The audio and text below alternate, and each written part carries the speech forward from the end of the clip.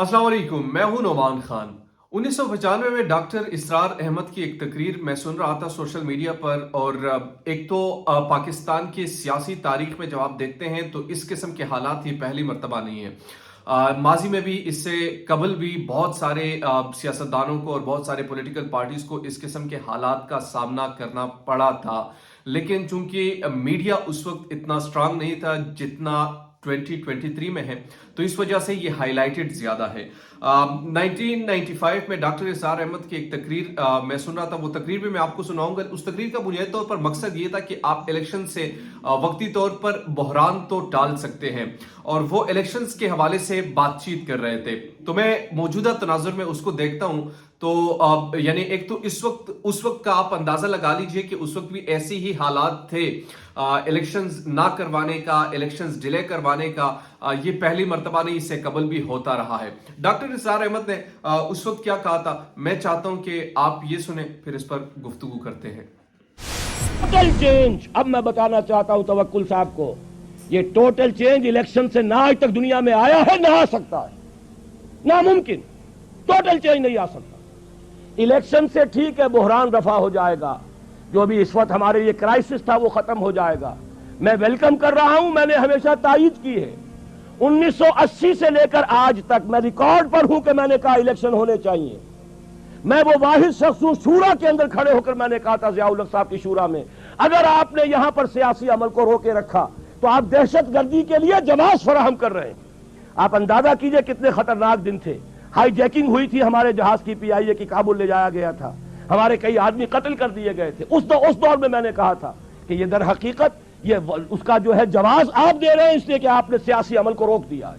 Election करवाइए, वरना यह है कि इससे जो भी बुराइयां पैदा हो रही है वो आपके जिम्मे आएंगी। और उससे पहले ये तो 82 की बात अर्ज कर रहा हूं, 80 में पहली मुलाकात हुई थी और मैंने कहा था कि अगर आपने पॉलिटिकल प्रोसेस को रोके रखा तो पाकिस्तान के लिए मैं इसे सुसाइडल समझता हूं। ये मेरे अल्फाज में रिकॉर्ड पर है। फिर 1982 के दिसंबर में मैंने खत लिखा था जो जंग में भी छप गया था। मैं सारे हवाले दे रहा हूं, मैं इसका कायल हूं। डॉक्टर इसरार अहमद की गुफ्तगू आपने सुनी। इन्होंने एक तो इनका ये पर्सपेक्टिव था कि इलेक्शंस के जरिए से आप दुनिया में कोई इनकलाब बपा नहीं कर सकते, लेकिन हाँ उन्हें कहा कि इलेक्शंस की मैं मुखालफत नहीं करता, होने चाहिए। और फिर वो तारीख दोहराते हैं कि वक्ती तौर पर जो बहरान है वो आप टाल सकते हैं। आप इसको अब मौजूदा तनाजुर में देखिए, जिस तरीके से पाकिस्तान के हालात चल रहे हैं। मैं being a political analyst, political commentator, मेरा भी यही ख्याल है कि आइन पर अमल होना चाहिए। जो 90 डेज में इलेक्शंस ना करवाने का जो अमल था वो पूरा ना हुआ, तो इससे कॉन्स्टिट्यूशन कमजोर हुआ, इससे रियासत कमजोर हुई, इससे अवाम कमजोर हुए। तो इलेक्शंस तो हर सूरत होने चाहिए।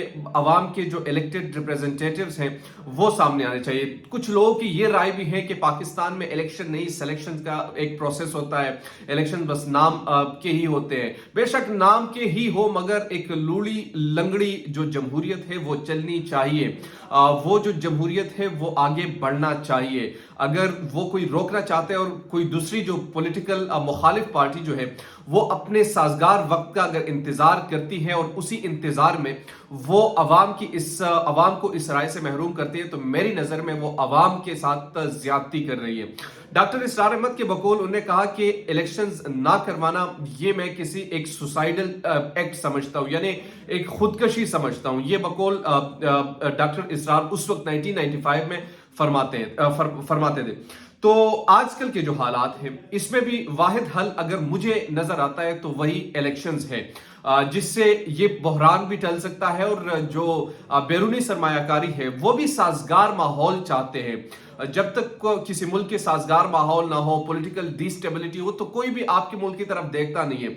तो बजाय ये कि हम मजीद इस कौम को उस नैज तक पहुंचाए या फिर अपने अपने मफादात के लिए लड़ते रहे और इसके बीच में अवाम को ही निशाना बनाते रहे, तो वो गलत है, नहीं होना चाहिए ऐसा। ये एक being a youth, being a Pakistani, being a political commentator, ये मेरी राय है। और इससे कुछ लोग इख्तिलाफ भी कर सकते हैं, मगर चूंकि जो मौजूदा पॉलिटिकल बहरान है इसके हल की तरफ अब जाना चाहिए। अब पाकिस्तान को इस इस तराजे से निकलना होगा। अब आवाम के लिए जो आसानियां हैं वो पैदा करनी होगी। अब मजीद पाकिस्तान इस दलदल का मुतहम्मिल नहीं हो सकता, और इस तरीके से अगर जारी रहता है तो यकीनन पाकिस्तान के अवाम भी इस वक्त के जो हालात है, एक हफ्ज़दा कैफियत है, उससे निकालना मौजूदा जो पॉलिटिकल स्टेक होल्डर्स हैं, मौजूदा जो हमारे बड़े हैं, उनको खास तौर पर इस पे सोचना होगा।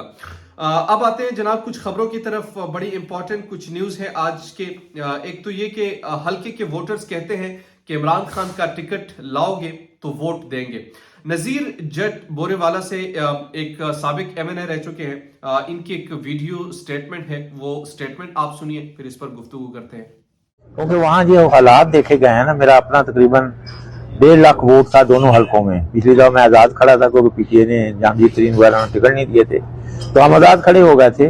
लेकिन अभी पोजीशन वहाँ ये है कि कोई बंदा PTI के अलावा वोट नहीं देना चाहता। मुझे वार्निंग दी गई थी सऊदी अरब आने से, अभी नहीं 2 महीने, कि अगर आप PTI का टिकट लेके आएंगे तो वोट देंगे, नहीं तो हमने इस दफा आपको वोट नहीं दिया। आपके वोटर्स ने आप देख लें, एक दफा जो मर्जी जितना मर्जी जोर लगा ले, इमरान खान रहता है, इमरान खान नाहल होता है। एक दफा लोगों ने वोट डालना है तकरीबन 75% से ज्यादा। ये हम ओवरसीज आए ना, हमें इतना पता नहीं है, लेकिन जो हकीकत है ना, पहले तो बच्चे आप कहते हैं ना, बच्चे अभी बच्चे नहीं है, बुजुर्ग भी। वीडियो आपने सुनी। नजीर जट साहब फरमाते हैं कि उनने एक तारीख भी दोहराई कि इस वक्त पहले हालात तब्दील थे। अब मुझे कहा गया है कि अगर आप पार्टी के टिकट लाते हैं तो हम आपको वोट देंगे, अदरवाइज आपको नहीं देंगे। नजीर जट का ताल्लुक पाकिस्तान तहरीक इंसाफ से ही है, लेकिन 2007 से 2013 तक वो MNA रहे पाकिस्तान पीपल्स पार्टी के टिकट पर। उसके बाद उनने पाकिस्तान तहरीक इंसाफ ज्वाइन की, और पाकिस्तान तहरीक इंसाफ में अब उनका ये स्टेटमेंट जो है वो सोशल मीडिया पर वायरल है। ऐसे बहुत सारे लोगों का ख्याल भी है और बहुत सारे अवाम समझती भी है। वक्ती तौर पर एक प्रेशर भी है, वक्ती तौर पर कुछ चीजें आपको नजर आ रही होगी कि पाकिस्तान तहरीक इंसाफ खत्म हो जाएगी। इस तरह मेरे ख्याल में पार्टी तो इस तरीके से नहीं खत्म होती। अब देखना यह कि प्रेडिक्ट कुछ भी नहीं किया जा सकता, क्या होगा क्या नहीं होगा, इमरान खान के लिए क्या सोचे जा रहे हैं, उनके साथ क्या होने वाला है, उनके लिए मजीद कितने मुश्किलात होगी, कुछ नहीं कहा जा सकता कि क्या होगा और कैसे होगा।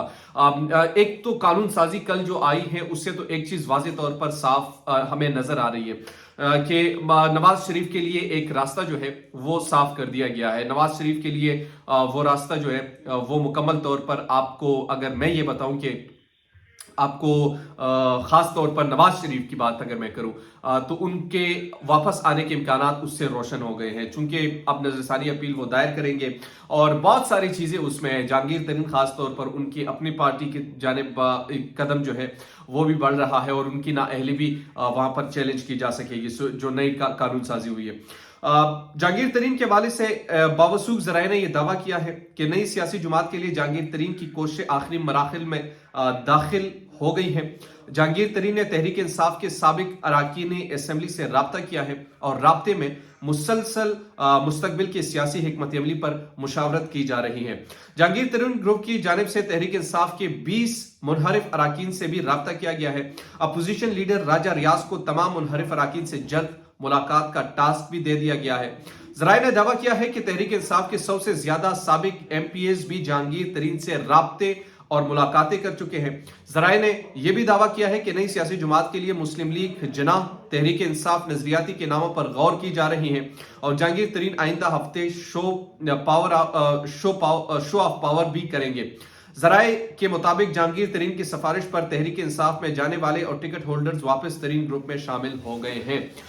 तो जहांगीर तरीन की पार्टी आप बना रहे हैं या वो बना रहे हैं, व्हाटएवर जो भी हो रहा है, मेरा नहीं ख्याल कि जहांगीर तरीन का पाकिस्तान में इतना वोट बैंक है या उनके साथ जो भी मुनहरिफ अरकान है उनका इतना वोट बैंक है।